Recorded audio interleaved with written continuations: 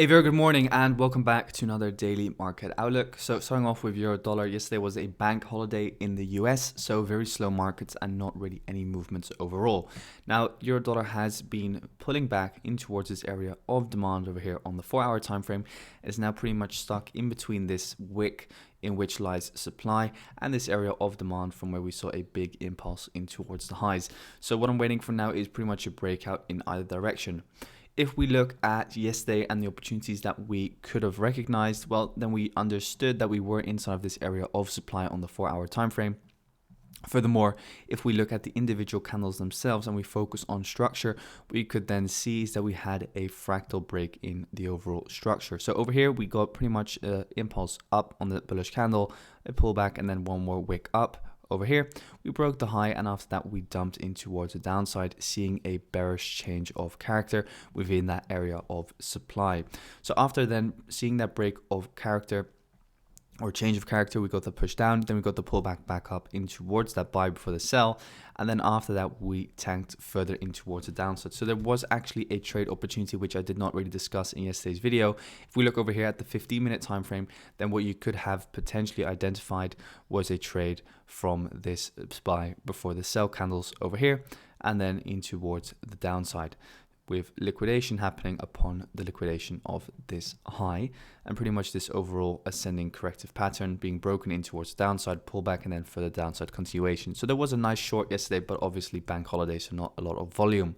At the moment, we're stalling inside of this area of demand. What I'm waiting for is to see, okay, is the overall structure going to follow through, and are we going to reach this lower area of demand, or are we going to break this high and then eventually see a new long opportunity during New York? So for longs, what we would preferably want to see is a break of this high over here, and then a pullback in towards demand and then long. Or if you want to wait and see even higher probability longs, then just wait for this zone over here to get hit. Then obviously, the change in the overall structure, and then we go for that long. So that's pretty much the 15 explained for you. As long as the overall low over here holds, we can still look for longs in towards the upside and for that upside continuation. Also, the reason why I would be looking for a potential long trade is because that 4-hour high is also that 50-minute high, which we pointed out over here. So that is euro dollar pretty much for you. Obviously, now we are still kind of inside of this supply wick. We've liquidated the high over here, so there is an opportunity for price to continue in towards the downside for the rest of the week. Also, with the fact that the dollar index is still inside of this area of demand. So do keep that in mind, that if you are looking for those longs in towards the upside, the dollar index is still situated inside of this area of demand. Now, going in towards the daily time frame on the dollar index, we are keeping in mind though that the overall price action is, and the way that we are moving with price is pretty corrective in towards the highs. We're moving in towards this supply zone. Straight away we saw a rejection in towards the downside. So what I'm looking for is to see, is this area of demand going to hold, because it is key that it does. Overall, this is your low over here at around 103.895, because this is your daily fractal low. If that daily low goes, that means that structure has changed, and we are definitely going to be moving further in towards the downside. As long as that low holds, which is also overall the 4-hour swing low, then we are just going to continue moving up higher, obviously. So for now, it's just key that this area of demand holds. Preferably what you do want to see, if you are in an area of demand that is going to hold, is that you see a V-shaped reaction. So immediate reaction and continuation back in towards the highs, because the longer you are in an area of demand, the weaker it does in fact get.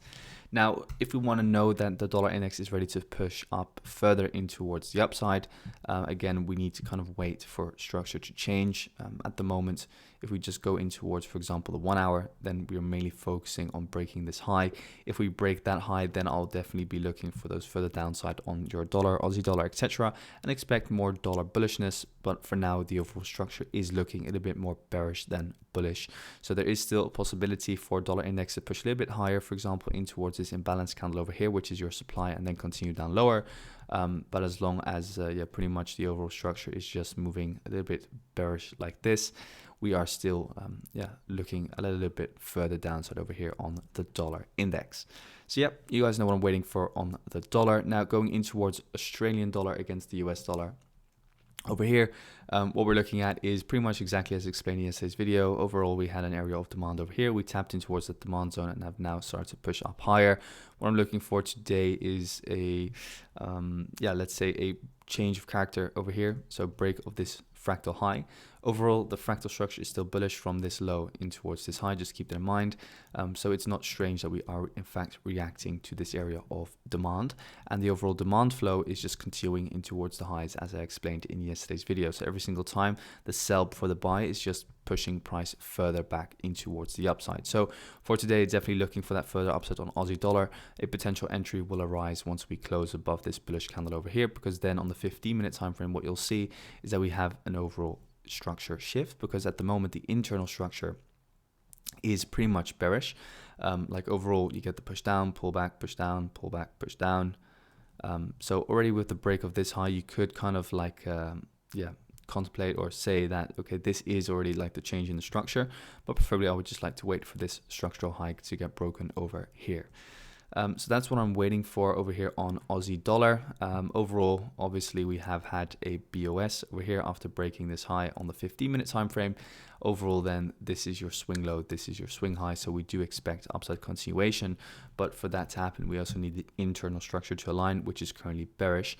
So let's wait for that structure to flip bullish by breaking this high, and then we'll look for that further upside on Aussie dollar. So that's what I'm waiting for. Overall, for the rest on the 4-hour time frame, yeah, you guys know what I'm waiting for. Then eventually we will most likely hit that area of supply on the 4-hour, which is also your daily area of supply as well. So keep that in mind. So dependent then on how we react to this area of supply over here, will we then continue back down lower in towards this demand zone, or will we continue up higher in towards this supply zone? So that is Aussie dollar for you. Now moving on in towards pound dollar. So pound dollar over here for you, pretty much just ranging overall on the 4-hour time frame. What we can see is that we are still bearish, obviously, as explained in yesterday's video, from this high all the way down in towards this low. So this is your swing down. We made a pullback and then we continued back down again. However, pound dollar, what has happened? We get the impulse down, we get the pullback, we get the impulse down, and now, so what I'm drawing out is high and then a low, then a lower high, a lower low, but then we break the structure over here with a new high. So what I'm looking at the moment is pretty much just for the overall demand flow to continue. So pretty much over here, this is demand, then again over here, this is your demand. So every single time I'm just focusing on the sell before the buy candle, the sell before the big buy in towards the upside. So what I'm now looking at is to see, can this area of demand continue to push price up higher? Well, what I'll be looking for that today, once again, is a shift in the overall fractal structure. So a break of this bullish candle's high over here, because on the lower time frame, what you'll then see is that that is a structural high. So again, also a very nice ascending corrective pattern over here on pound dollar. Pretty much the same opportunity arised on pound dollar as on euro dollar. So we get a fractal high over here, which gets broken, which means that your fractal low is then the low of that bullish candle over here. So the bullish candle's low then goes. So then that means that straight away, this is your area of supply. Then you go in towards the 15-minute time frame. And what you can then see, obviously, is that after breaking that fractal low, you form supply over here, you pull back in towards that, and then you get that downside continuation. So again, a very nice fractal structure and supply play. And what I'm now waiting for is just that fractal structure to change, then kind of like a sell for the buy over here to become your demand zone, and then just to continue up higher if it does in fact want to move up higher. So that is pound dollar for you. If we start breaking, for example, this low over here, then we'll be looking for further downside. So as long as this low holds, we can still expect some further upside for now. So that is pound dollar. Moving in towards NZDUSD, so Kiwi dollar. So Kiwi dollar, pulled back yesterday. Nothing really strange happening over here on this pair. Nothing really interesting as well happening or going on. I mean, overall, if we just look at the daily, very corrective price action, not really moving that much. We still have this fresh area of demand situated over here, which we could still pull it back in towards to before then, for example, grabbing the liquidity, which lies above this descending trend line. So that's what I'm looking for at the moment. Going in towards the 15-minute time frame, nothing really that interesting regarding price action. Obviously, if we look at the structure, we have a high, we have a low, we have a higher high, higher low, higher high.